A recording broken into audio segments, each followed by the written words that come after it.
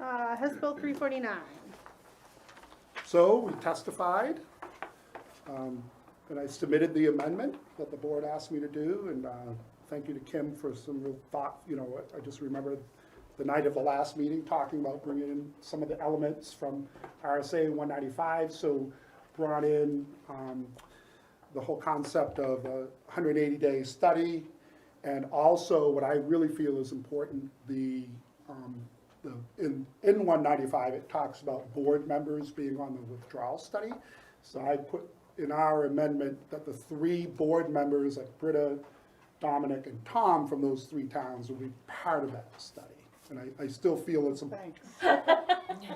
Well, I think it's important that you were elected. You're elected by the families, and that you should still represent those towns. I'm not saying that's going to happen. It's an amendment. Whether they agree to it. The second part worked with Ned Gordon on, and we were in agreement. And that was the amendment that said, okay, by March, so you're going to have your 180 days, actually ends up being more, depending on when the governor signs it into law, and that by March of 2024, they, at their town meeting, which is in their House bill right now, that they would have to have that vote. And so it closes that gap from the 4 years, they would have a vote in 1 year, and then they would remain in the SAU for the next year, because you have to remember that the difficulties of budgeting. So by the time we get to March of 2024, we've already got our budget. So we start budgeting in September for the next year. So we need to plan on Bridgewater, Hebron, and Groton being with us for 1 more year. But by the time we get to March of 2024, if they vote to leave the district, when we start the budgeting the next fall, we won't include them. See, so that works.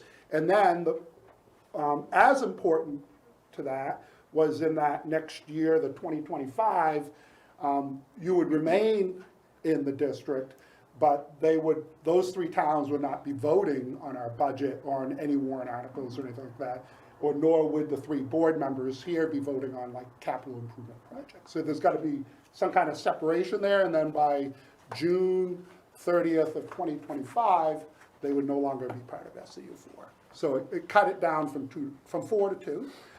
It was helpful, I think, to have Ned Gordon there. He used to be a senator.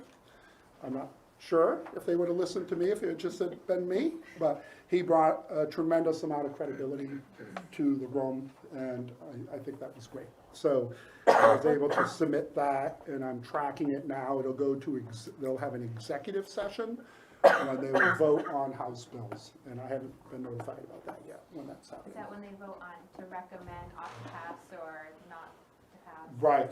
So if they agree to the amendment, it seemed like that was gaining some traction there.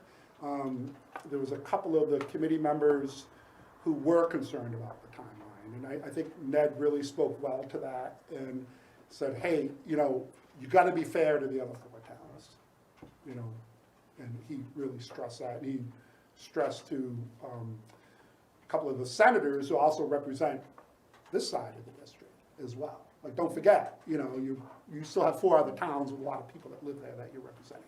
So if they approve the amendment and they vote in favor of the House bill with the amendment, then it has to go back to committee of conference, because that's not the same bill that left the House. Because the bill that left the House didn't have any amendments. So then they go back to the House and work together, come to an agreement on the amendment. So it just kind of keeps cycling through there. But eventually, we're told it's going to make it through and the governor will sign it. That's what we've been told. So that's what I have. They picked the smallest room in the building to do it. And so we're all standing in the hallway. So it was kind of interesting. So that's what I have. Yes, it was. Interesting it was.